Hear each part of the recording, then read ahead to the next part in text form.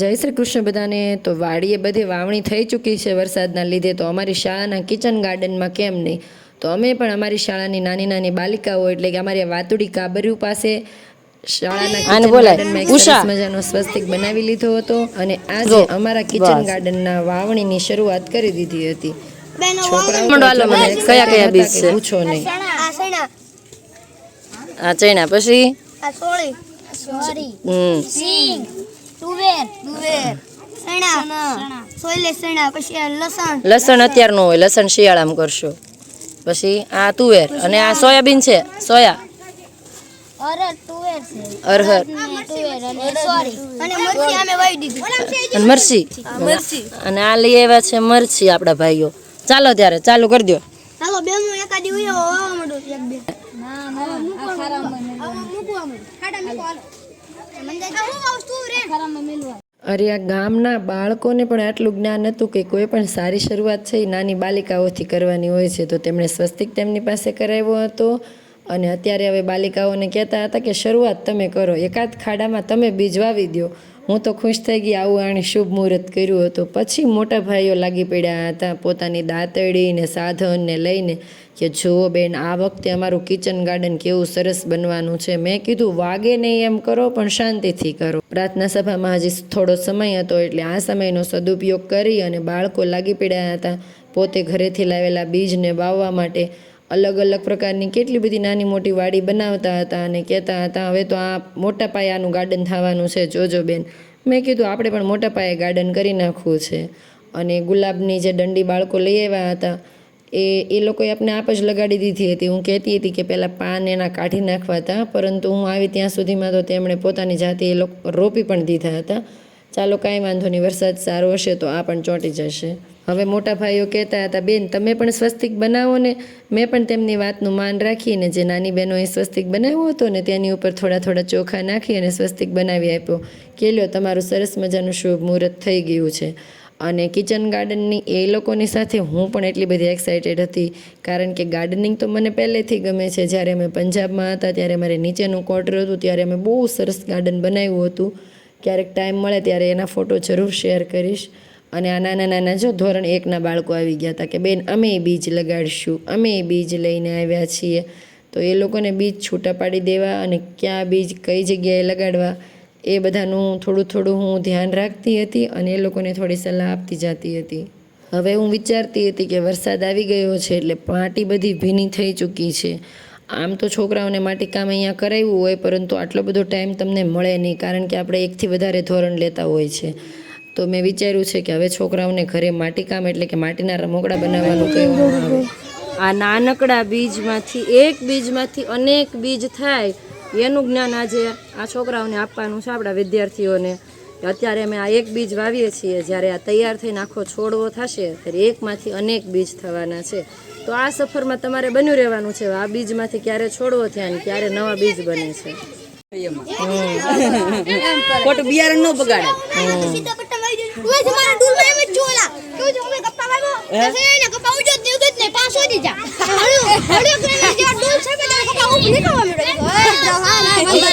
આ બધા બાળકો ખેડૂત પુત્રો છે એટલે એ લોકોને આ બધી માહિતી અને જ્ઞાન બહુ વધારે હોય છે. તો એમની વાતો સાંભળવામાં પણ કંઈક મોજ જ આવી જાય. શું આવ્યું? શું આવ્યું? કપા કપાસ વાવ્યો જો માનવભાઈએ. અરે વાહ, તમે કપાસ તો 2 પાંદડા થઈ ગયો. શું જો બિસ્કીટો લઈ લઈને કપાસ જોવા આવ્યા.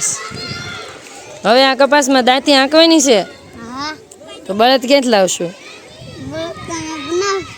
બળદ બનાવશો શેના? ગારાના.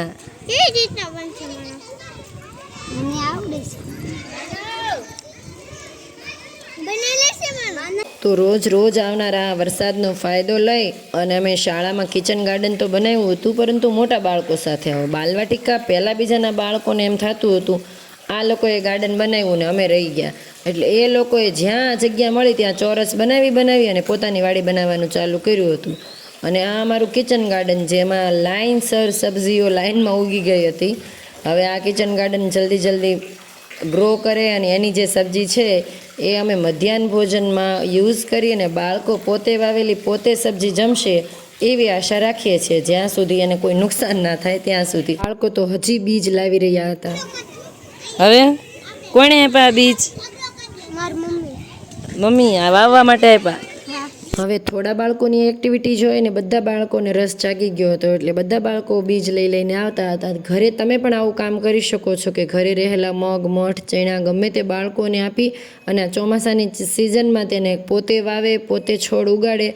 આ અનુભવ એને પોતે લેવા દેજો, એટલે બાળકોને આ પ્રવૃત્તિથી ખૂબ ખુશી થશે અને પોતાની સામે નવું સર્જન થતું પણ એ જોઈ શકશે. ત્યારબાદ શાળા પતાવી અમે ઘરે આવ્યા હતા. ભલે બધાને એવું થતું હોય કે ટીચરના બચ્ચાને કેટલું સારું, ટીચરને તો બધું આમ તૈયાર મળી જતું હોય, ટીચરના બચ્ચાને બિચારાને હંમેશા આવું ટોર્ચર સહન કરવું પડતું હોય.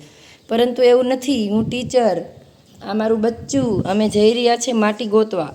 કારણ કે એના ટીચર એટલે કે મેં ક્લાસમાં કામ આપ્યું છે. કારણ કે વરસાદી માહોલ છે, સરસ 3-4 દિવસ વરસાદ ધબધબાટી બોલાવી ગયો, તો મસ્ત બધે ગારો થયો હોય, એટલે માટીના રમકડા બનાવી લાવવાનું કામ સોંપ્યું છે. અને બધા છોકરાઓ ઘરે જઈને પોતાની માનું માથું ખાય એમ આએ પણ એની માનું માથું ખાવાનું ચાલુ કર્યું કે મારા ટીચરે મને કીધું છે મને માટીના રમકડા બનાવી દો. તો એના ટીચર કોણ? કયા ટીચરે કીધું? તું ઊભો રહેતો. કયા ટીચરે કીધું?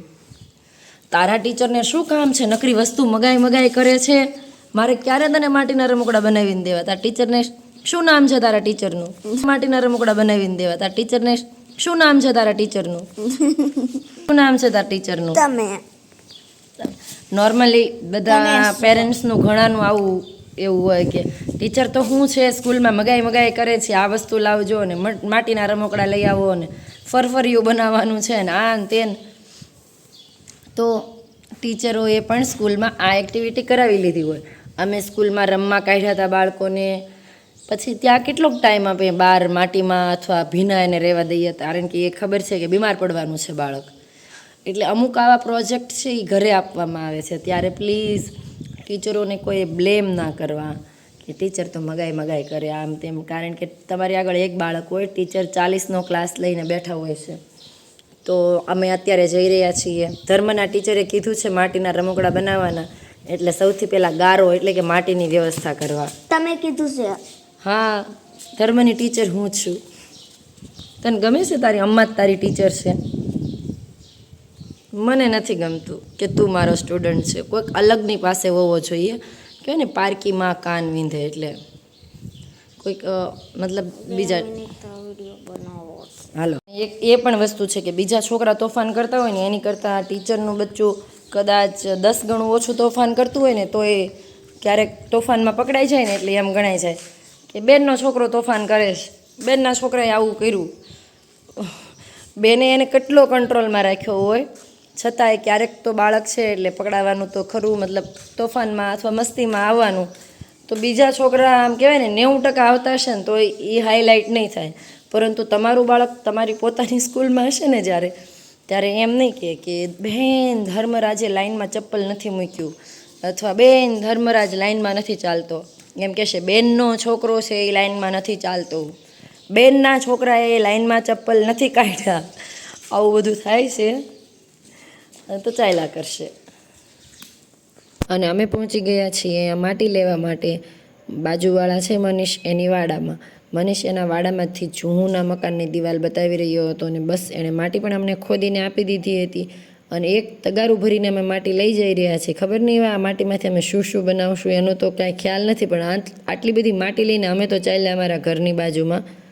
અને ઘરે આવીને તરત અમે માટીને હવે થોડું પાણી નાખી અને મિક્સ કરવાની ચાલુ કરી દીધું હતું. મેં ધર્મને કીધું હતું રોટલીનો લોટ જે મમ્મા બાંધે છે ને એમાં માટીને હવે પાણીવાળી કરીને બાંધવાની છે. ત્યાં અમે શારદાબાને બોલાવ્યા હતા કે શારદાબા ચાલો ધર્મને ઊંટ બનાવી દો, કારણ કે તેઓ ભૂતકાળમાં દશામાનું વ્રત રહ્યા હોય એટલે તેમની સાંઢળી એટલે કે ઊંટ બનાવતા આવડતો હોય. તો શારદાબા પાસે અમે આ વાત રાખી એટલે એને પળવાર પણ વિચાર કર્યા વગર આવી ગયા, ગારાવાળા હાથ કર્યા અને ધર્મને કંઈક ઊંટ બનાવી દેવાની વાત કરતા હતા અને પોતાનું કામ આદરી દીધું હતું. ને હું ને શારદાબા મસ્ત વાતો કરતા કહેતા હતા આવું બધું કામ તો બાળપણમાં બહુ કર્યું છે. રમકડા બનાવ્યા હતા, ઊંટ બનાવ્યા, સાંઢળી મતલબ.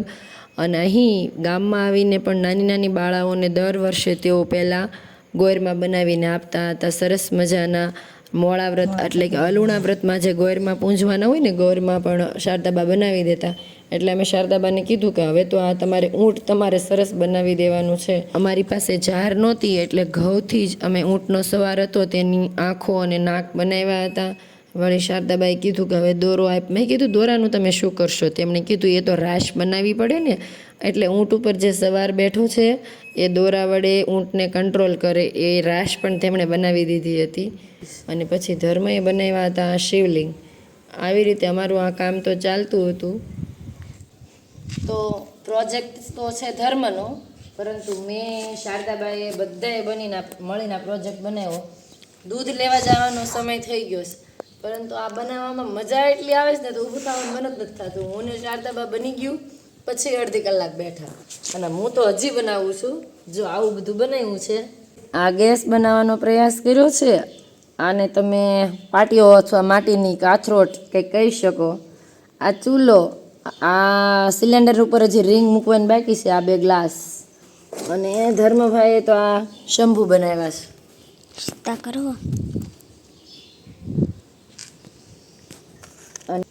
હવે આ રિંગ બનાવી છે, અહીંયા સિલિન્ડર ઉપર મૂકીએ તો આ સિલિન્ડર જેવું કંઈક લાગે તો થાય. અને જે કાંઈ સિલિન્ડર લાગી છે હવે ચેક કરો જરાક. ખરેખર માટીના રમકડા બનાવવાની એટલી મજા આવે છે ને તો એમ થાય છે આ જ કામ કર્યા રાખીએ. બચપણ એકવાર વહી ગયું પછી પાછું નથી આવતું, પરંતુ જો તમે શિક્ષક છો તો જરૂર તમે રોજ બચપણ જીવી શકો છો, અને એ અમે અત્યારે જીવી રહ્યા છીએ. એવું જરૂરી નથી તમારા ઘરે નાનું બાળક હોય ને તો પણ તમે બચપણ જીવી શકો છો. એની સાથે તમામ પ્રોજેક્ટ, કામ, આ તે બધું નાના બાળક સાથે નાનું બાળક બનીને. અને આ કેવું કાંઈ એટલું બધું ઇઝી નથી, કારણ કે હું પણ હંમેશા એના જેવી નથી બની શકતી. હું પણ માનું સ્વરૂપ દર્શાવીને ક્યારેક ક્યારેક મેથી પાક આપી દઉં છું, પરંતુ એક ટીચર તરીકે તમે બચપણ રોજ જીવી શકો એમાં કોઈ દોરાહ નથી. જો